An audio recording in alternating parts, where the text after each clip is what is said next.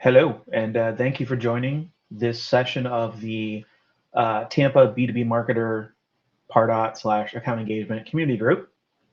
My name is Ben. I've been running this group since 2020, thereabouts, and I am a senior solutions architect with BDO Digital, which is a Salesforce partner. A little pre-plug is if you are in the market for a partner, if you want to work together on something, whether it's Pardot or Salesforce related, please feel free to reach out and see if there's a match and see if there's some way that we can work together and to make whatever needs to be done happen in both Pardot and in Salesforce. In today's session, I'm going to be doing kind of a workshop into a feature that I'm a big fan of that I feel like doesn't get enough love in account engagement, and something that I've been able to reinvestigate and kind of relearn or kind of refall in love with through work with my clients, and that's around scoring categories. A previous presentation that I did was a previous live workshop was around scoring and grading as a whole. It didn't really go down the scoring category path. It's a kind of unique enough feature that I felt like it deserved its own live workshop. If you have any questions, feel free to put them in the chat. Everybody's on mute. I will kind of try and keep an eye on the chat as I go. I don't have a deck or anything. I'm just going to kind of talk through things, and this is kind of a live, just kind of demo workshop of what it can do, and we'll kind of see where the conversation takes us. So the first thing that I want to touch on is what I mentioned earlier, was that there is traditional scoring and grading in account engagement, which if you're familiar with account engagement or Pardot, you know that that's one of the kind of key differentiators in the market. It's something that is kind of unique to Pardot / account engagement in that and it kind of really speaks to its true purpose. I've said it a bunch of times that, and the way that it was explained to me kind of crystallized a lot for me when I first heard it. And it's that Pardot or account engagement is marketing automation for a Salesforce that operates out of Salesforce.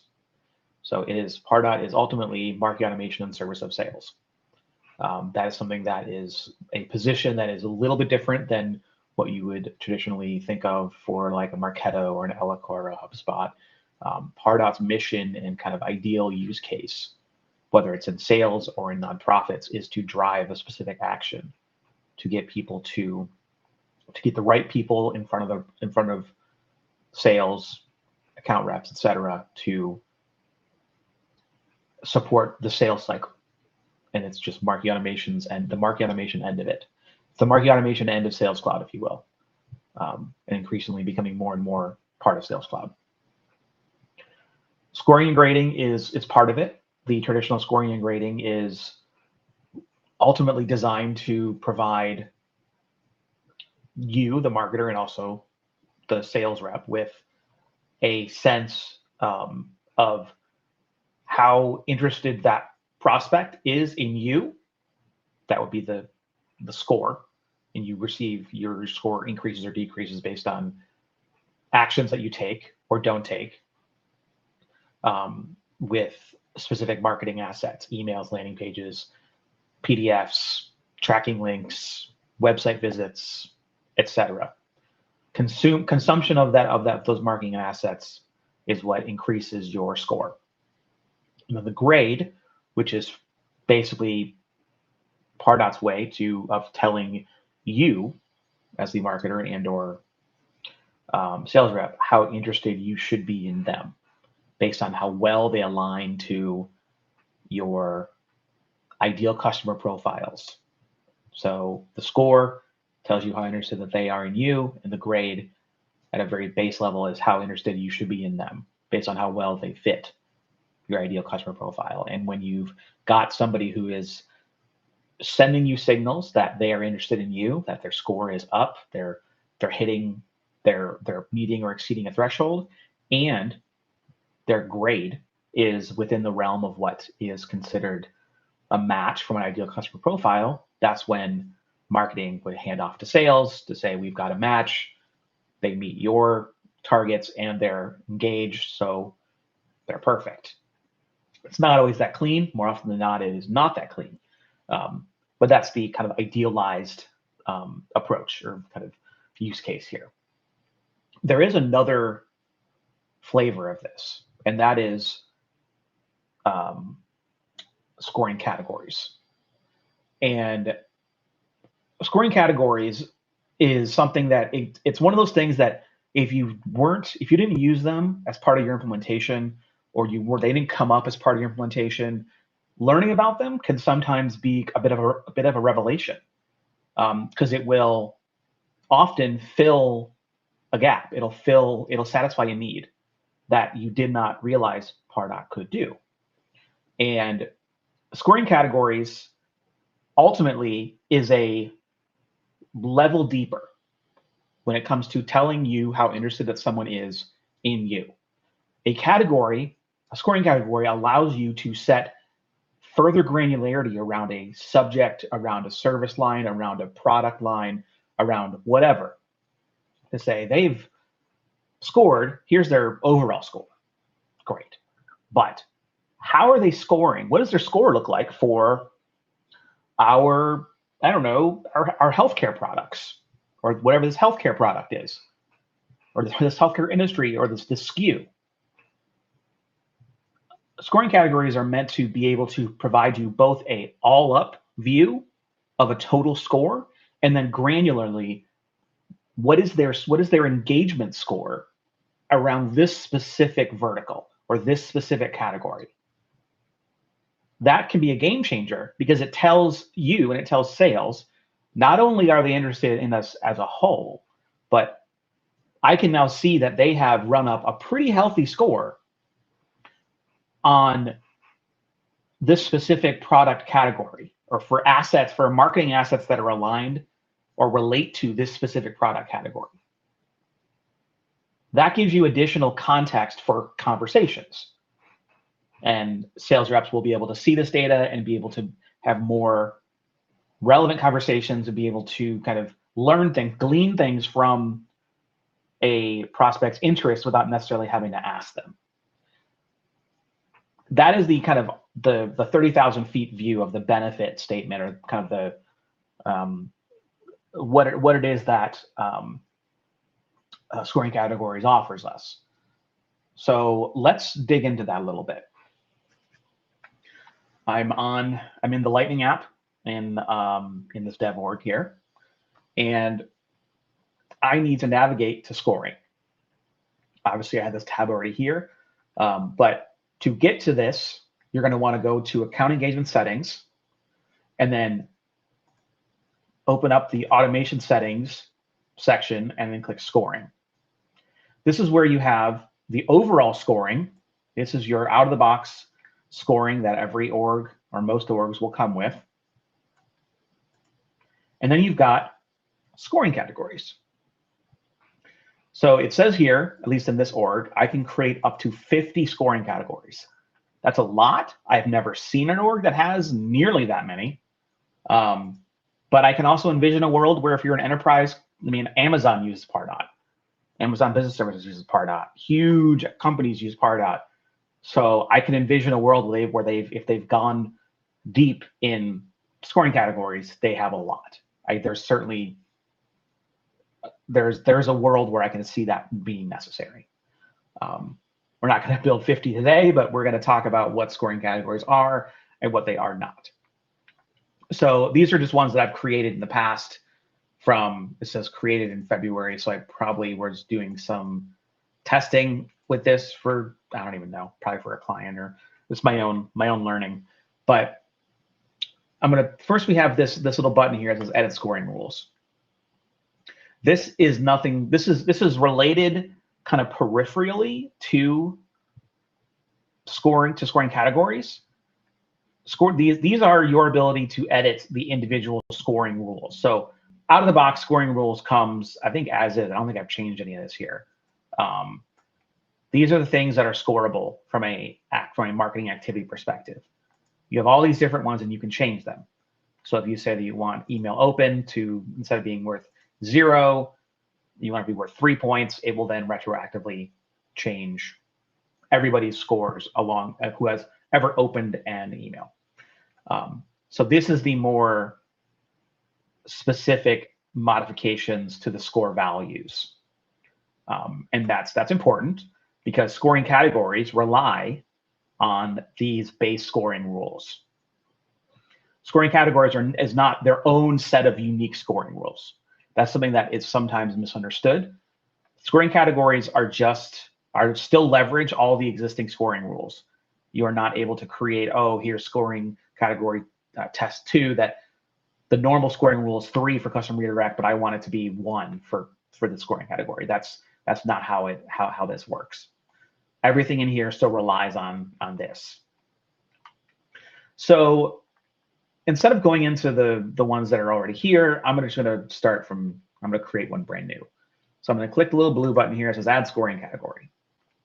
So this is the view that I have. So I'm currently using 3 of 50, and it's going to ask me to name it. So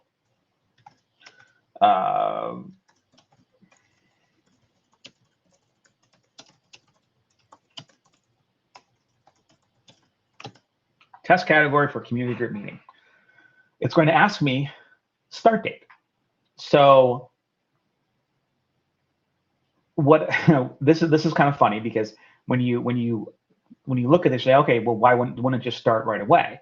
And you can, today's the 13th, but I can say that no, actually, I want this to have started.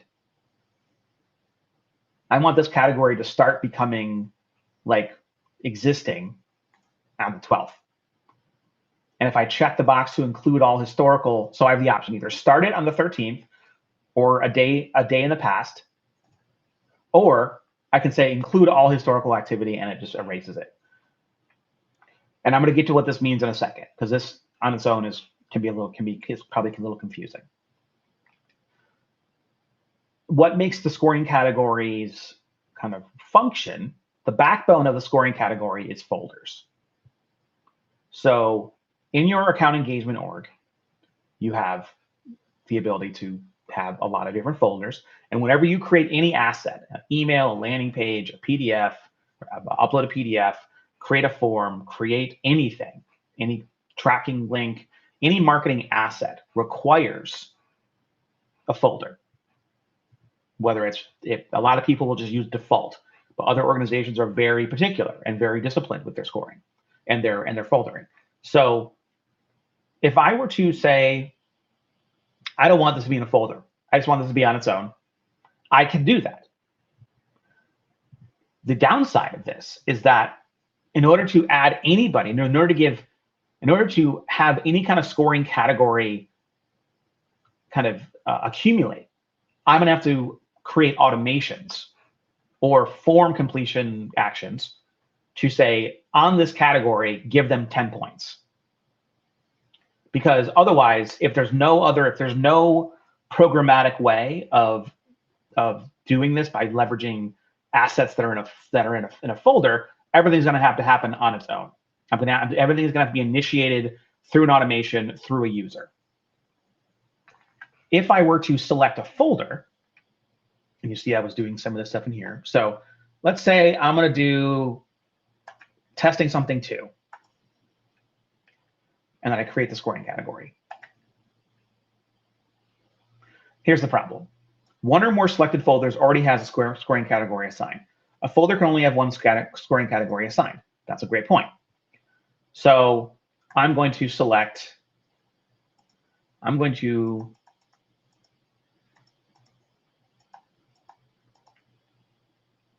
create a folder.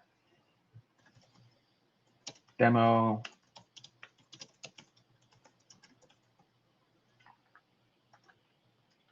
Saved it, and now I've selected this. I can add several different folders. I can add multiple folders here if I want to. Saying if all these different pieces, all these folders relate to this category. I'll talk about that in a second on what that all means. But so I've created the scoring category and I've aligned it to the demo for community group folder. Here's why this foldering is important.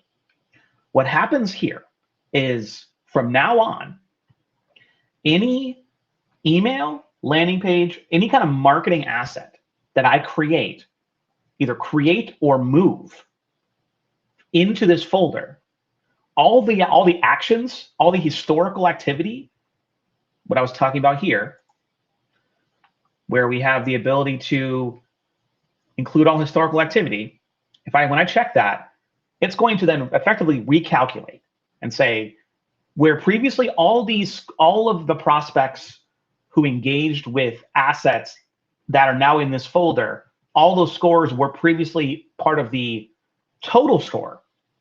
Now it is going to extract all of the activity that was previously at the all-up score, and now that any kind of engagement that happened with the asset that is now in this folder that's aligned to this scoring category, all of that activity and all the scoring is now instead, for those assets, going to now be related to the test category for community group meeting.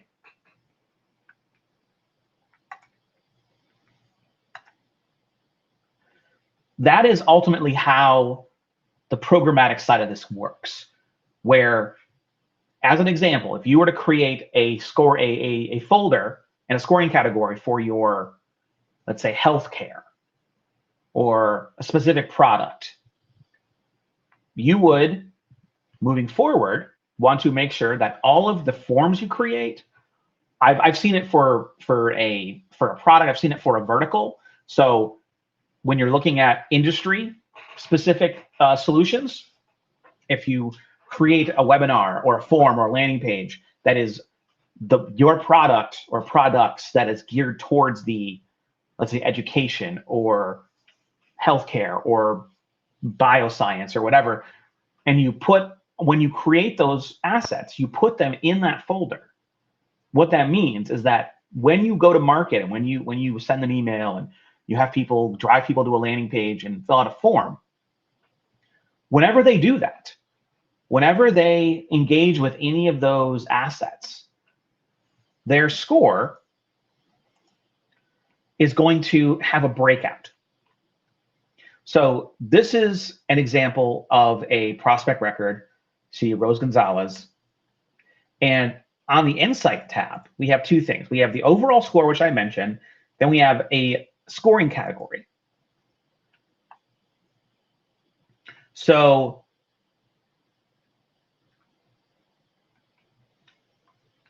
looks like I was mistaken. For some reason, I thought that it didn't. Okay, so it does not extract it. I don't know why I thought it extracted it. So the overall score is this plus the individual category score. So there's 31 form submissions that occurred, which is giving them the score of 1,050. And then this form is also in test 3. So let's look at what the form submission was. So standard form is in testing something. Because it's in testing something, and that scoring category for test 3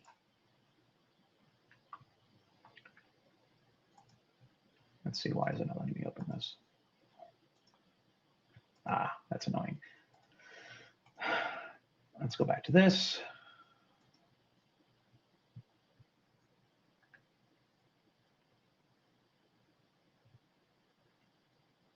So testing something, the folder, is aligned to scoring category 3. So we have this form, that is in the testing, in the testing something folder.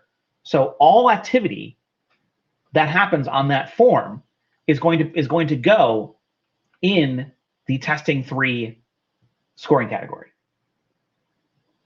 And obviously this is also things people can do things like in this scenario here, it's very much one-to-one.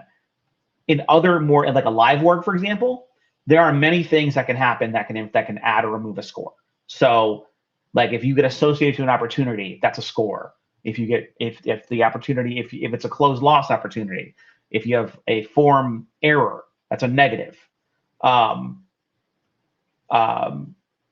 so there's things here that would make this number differ from this number, but because this is a dev org, there isn't all that happening.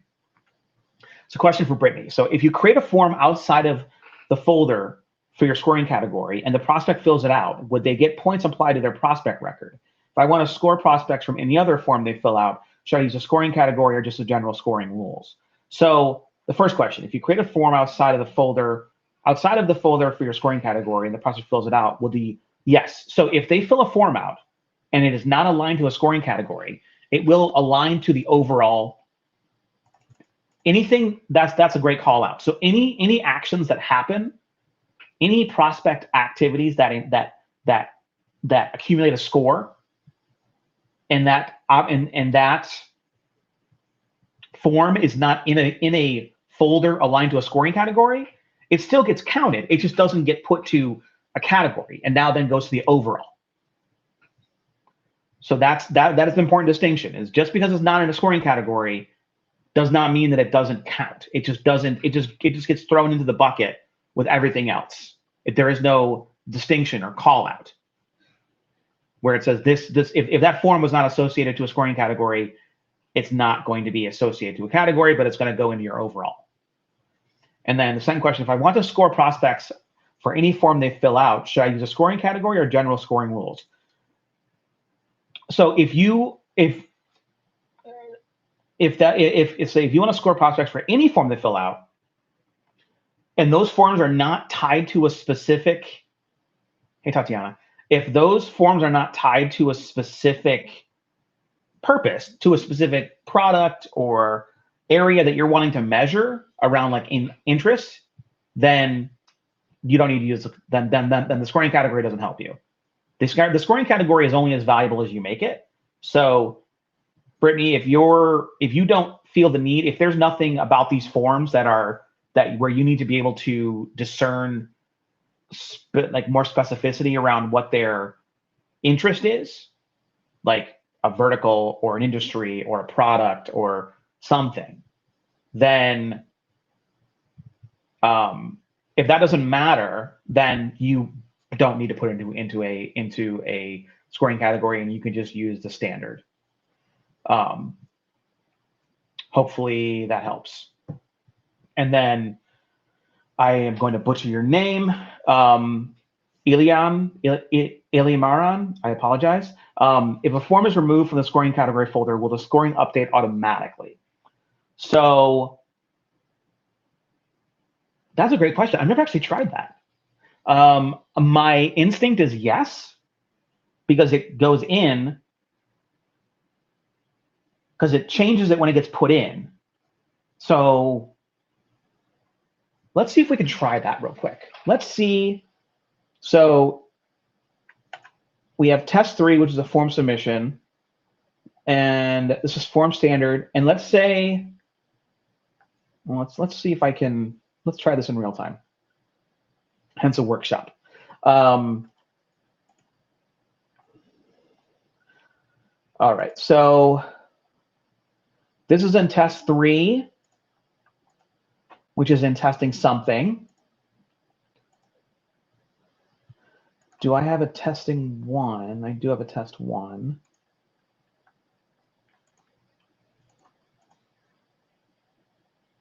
All right, so if I edit this form and I move it to, let's say, the demo for community group.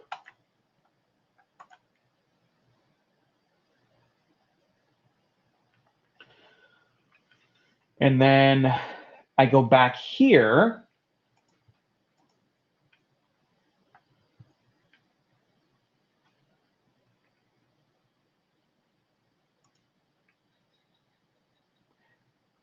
Let's see what it does.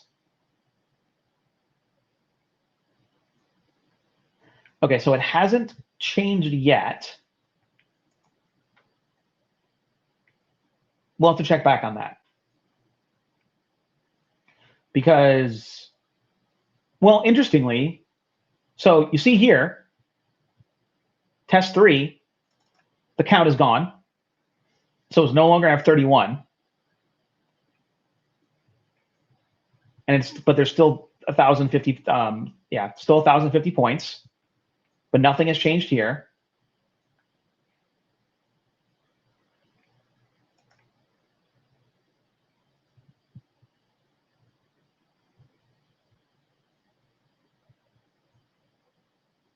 Yeah, that's interesting. I kind of would, I mean, unless it's trying to run in the background, the fact that there's still these points here is interesting.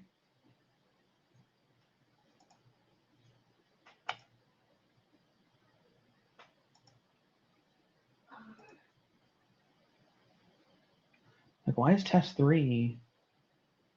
Oh, it's because there's actual, I see, okay. So I can still click test 3, but there's nothing there. So the fact that it's not giving me a historical update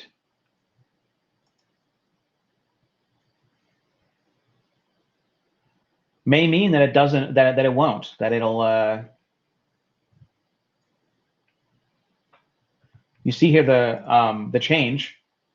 Okay, so it's pending. So this change is still being calculated. So it may end up being that this actually does change it.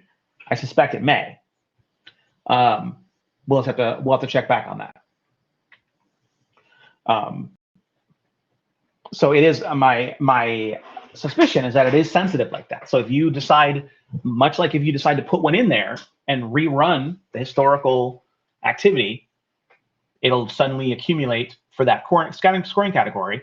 But then if you change and decide to move it to something else, then it would reallocate those scoring category points to the new scoring category, assuming that you're using the historical, have the box check for historical.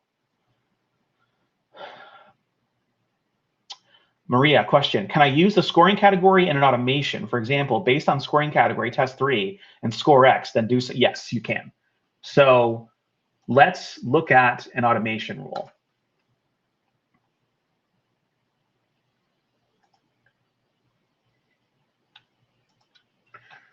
So prospect score, nope, that's the wrong one. Prospect score for scoring category, test 3 is greater than 50, then do whatever. It gives you greater than, less than, or in between. So you can use it for an automation rule. I don't know if you can use it on a form as part of a conditional completion action. I haven't tried that. Let's see.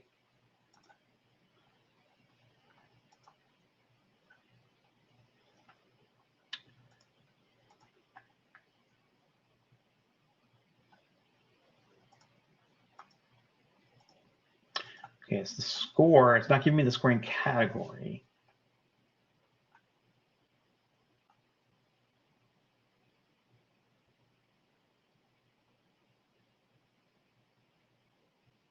Looks like I can't use it on a conditional completion action. I can only use the all up score. I can't use the scoring category here, unfortunately.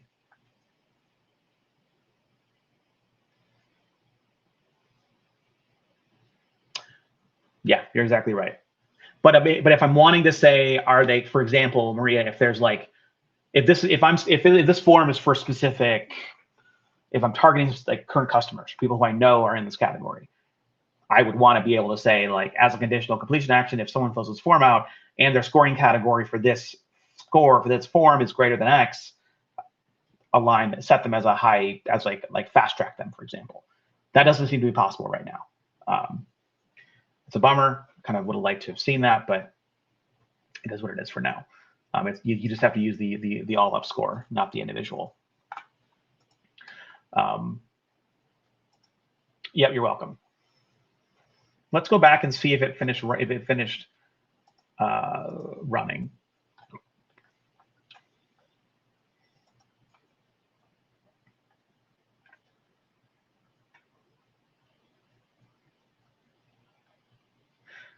That's annoying. Why is it not working?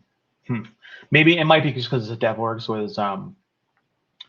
so that there's time here. Any limitation in creating scoring categories? So the one scoring category limitation, and other than your your actual itemized limits, is a folder. Is that and what we actually just saw is that a scoring category, a folder can't be added to a scoring category that already has a category assigned to it. So if I were to go into this one and say, I also want to add testing something 4 or 3, it should error out. Yeah, it says one or more selected already has a scoring category assigned. So I can't duplicate, because scoring category 4 already has a category.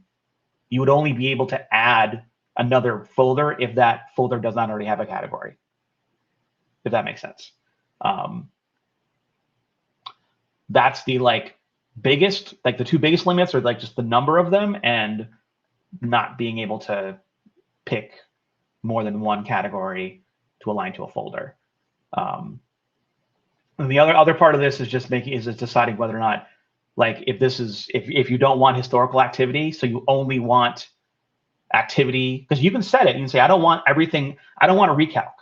Only activity that happens starting from today do I want to be counted towards this scoring category. So it's not a limitation, but it's an option. If you don't want to include everything, just from today forward is what's important, then you can set that.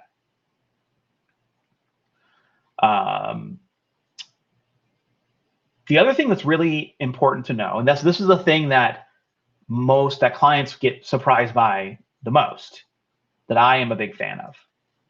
These scoring categories are great. Marketing can use them all day, but what about sales? What can sales do with this information? When they're having these conversations with clients or with their prospects or clients, they want to be able to do something with this information.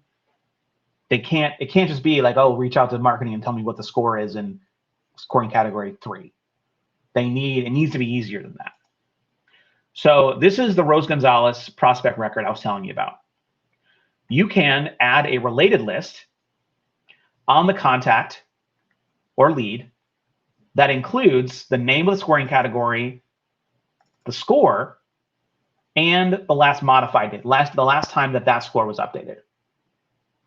So this gives sales, once sales has been educated about what this means, kind of given context, they can see this information. So I'm going to go in here and I'm going to kind of show you what this looks like kind of from the beginning. So we go into setup,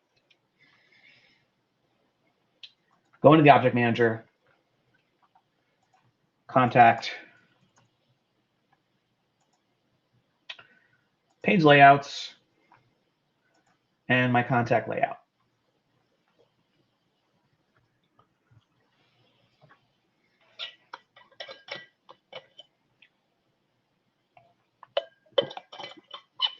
Now we need to look at related lists. So I have already added it. Notice that they haven't changed the name. It's still called Pardot category score, not account engagement category score. But so it's already here. It's under the engagement history. You can decide which fields you want to be visible by clicking the little wrench icon. I've included 3, but there are, you can do created by alias, last modified, record ID, scoring category, which is different from scoring category name. This is more of like a individual ID. That's like an alphanumeric. And then, yeah, you can obviously change where you want things to be. Going back to limitations, this is great and it's very contextual. However, it does not give you, and I'm just saying this because I've had a client ask me, this view, it shows you last modified date, but it does not tell you what the last thing was that they did that changed the score. Like there's no column that says last scored action, for example. That context is not available in this view. And you'd have to, in order to know that, you'd have to go into Pardot and go to that specific record and see what they did last that was scoreable. So sales is not going to do that. So that's it. That's a limitation that exists. When sales asks for context, unfortunately, you can't really give them more than this. Just say this is what their score is. This is what it means. This is when they were last scored.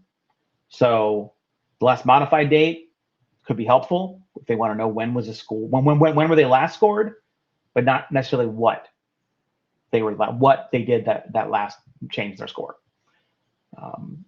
But this is something that once marketing and sales have had those conversations around what scoring categories mean, it's important for marketing and sales to be aligned. So it needs to be very clear to sales what marketing's categories are, and marketing should have the blessing of sales when creating the categories. Marketing should not just go off on its own and say, well, these are our 4 categories, because ultimately, again, going back to the beginning of this call, your Pardot is designed to work ultimately in service to sales. So sales needs to have clear and implicit benefits to the things that you're doing in Pardot. So they need to understand what the scoring category name means and how scoring category works, so they can use it in their sales efforts. When they're talking to prospects, leads, customers, whatever, they need to be able to, when they go to that record in the lead or contact and see, cool, they have shown a lot of interest in this one, like out of all these categories, this one's the highest, which tells me that this is the one that they've done the most with. Education is probably their main category. So that's helpful for you when building a persona, when building your narrative, your sales narrative, talking to them about things that might be interested in them, because you can see that they've engaged the most with your education solutions, for example. Maria had a question. What about with an overall view, for example, 3 categories that represent 3 different products? Can these products then be compared based on scoring?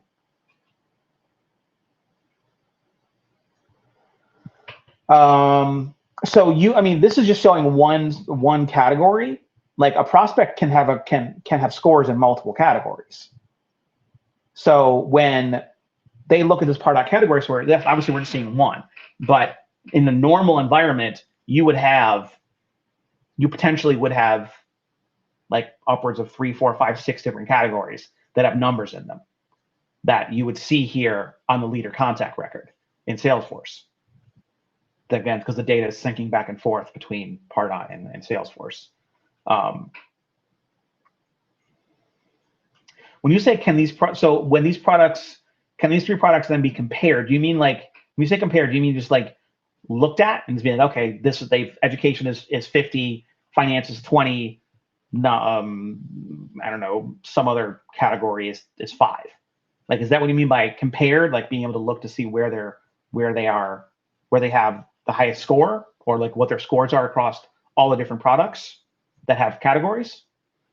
Because if that's what you're asking, then yes, that's very possible. You just have to have they just have to have all those categories set up, and actions and assets will need to have been aligned to those categories in Pardot to be able to accumulate scores that would then show up here for a individual contact. Because there's sales teams or marketing teams that will do broader marketing that's not necessarily aligned to a product, and so one day it might be something that is more nonprofity, other might be more kind of pharmaceutical, and then whatever, and then over time as they interact with those assets, people's scores start going up and down based on what they interact with the most, And then if you send an email that is very much more tied to a specific product, then obviously that product score is going to increase quite a bit because they're interacting with assets that are much more closely aligned to that specific product and scoring category. But all that data is going to be available on the Pardot scoring, on the Pardot category score for the leader contact.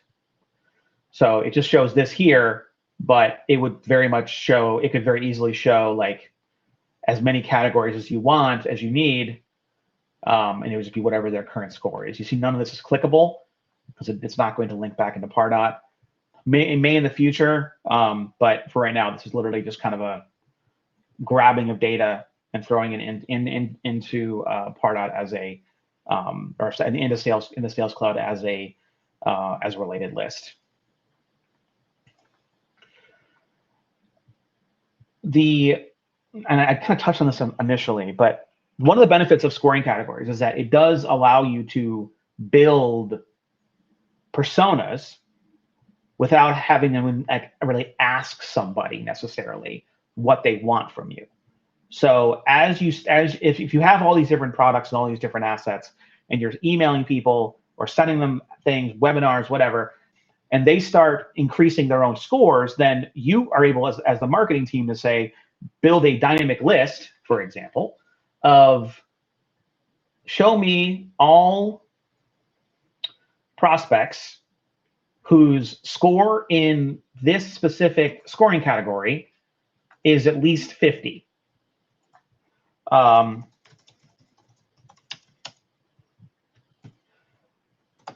Up to or is greater than or equal to 50. So this will help you when you're building your scoring, when you're building personas is greater than 49, as an example. You'll now be able to build these personas as lists when you're sending more to allow you to send more targeted messaging, knowing that everybody in this category, everybody on this list has met or exceeded whatever threshold that you've set to say that tells you, yes, they are interested in this product or this specific vertical. This allows you to do that.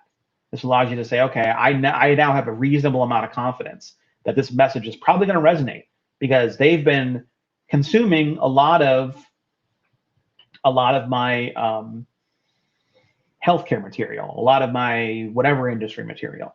It'll be a more informed decision because you've set these listeners out there and have these scoring categories. You can also, much like all other pieces, you can do degradation. So if you need to, if you are doing a lot of this and you need to degrade a score, say last activity, prospect, last activity date, days ago is greater than 50, then you should be able to, watch this not be possible. As soon as I say it, it's not possible.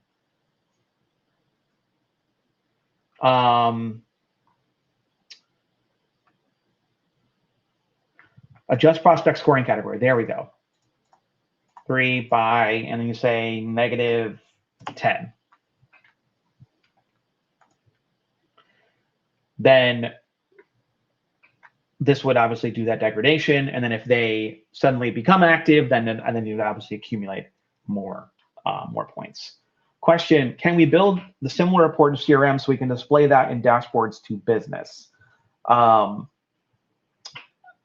you're wanting to know if you can build a report in Salesforce using the scoring categories.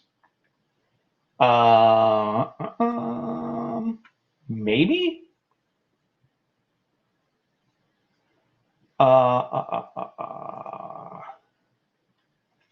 Let me try something. It might actually require a custom report type.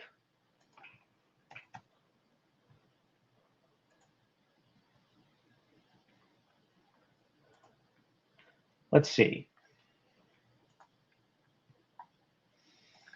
Let's do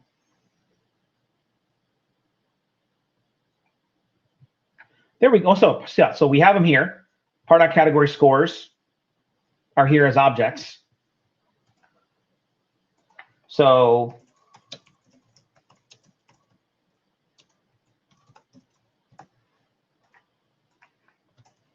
let's see what that'll let me do.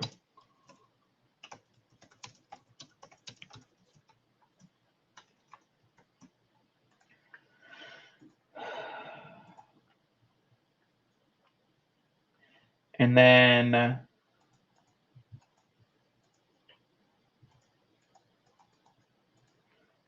I don't need any others. So the fields that it gives me,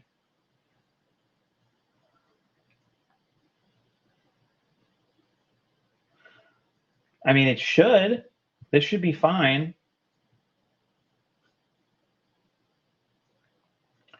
Let's go back and see if I can deploy this and see if it'll let me do what I'm thinking it'll hopefully do.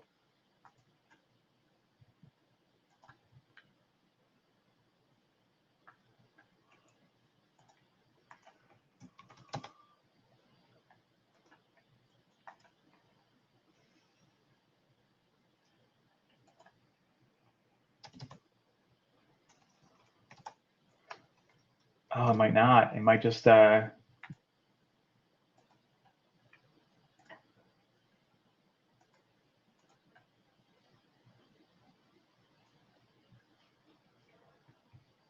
yeah, I probably need to do another kind of report here.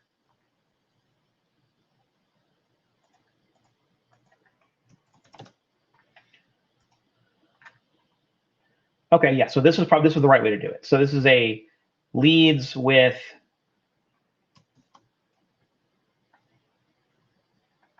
scoring category name, full name. Show me all leads created all time. Yeah, so, and then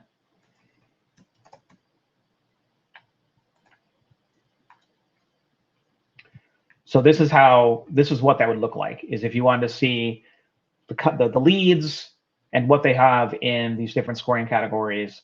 So I've got in this, so this lead record has test 2 and test 3 with these different scores in them.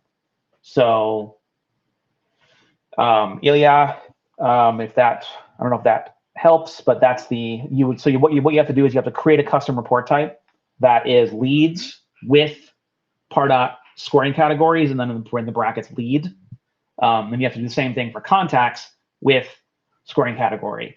And then I don't know what else. I don't know how else you can leverage the scoring category, how else you can kind of include it.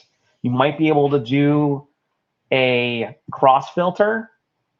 Like if you're looking at like contacts and you want to see anybody who has scoring category, who has values in a specific scoring category as a filter, you probably could do that, but I'm not totally sure.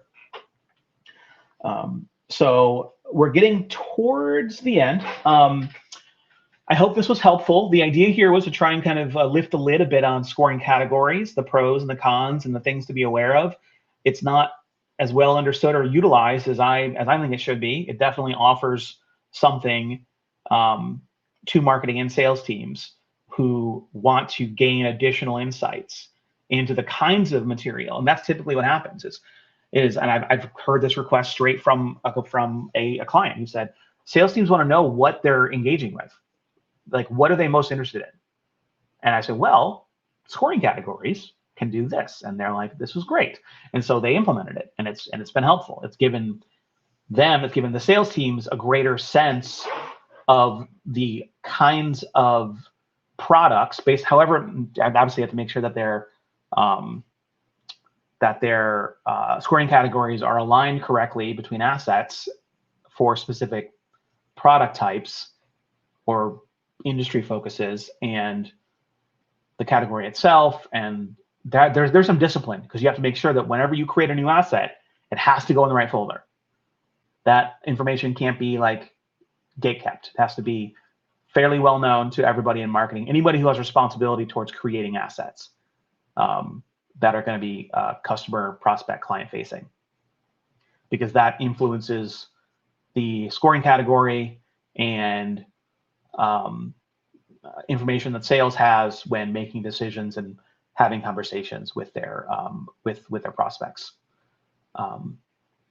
So that kind of covers it. I appreciate you guys asking questions, and thanks to everybody who was able to join. I know some people had to drop.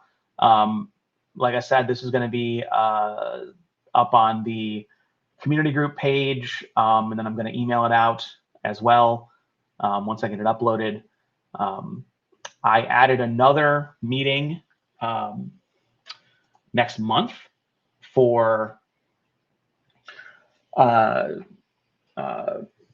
building advanced segmentation with lists. So basically just kind of going deep on all the stuff that you can do with building dynamic lists and the different kinds of if-then criteria. Going to be a similar conversation, just what's just kind of walking through stuff, answering questions, and kind of demonstrating the lengths to which you can push dynamic lists to build very granular segments or very broad segments. Yeah, register for that. It's April 18th. Feel free to reach out, connect with me on LinkedIn. Just search me on LinkedIn. I can put it in the chat too. I will send you guys my link here. Yeah, feel free to reach out. And yeah, thank you so much for joining. I hope everyone has a good rest of their morning, afternoon, or evening, depending on where you are in the world. And I hope to see you at the next one. Everyone have a great day.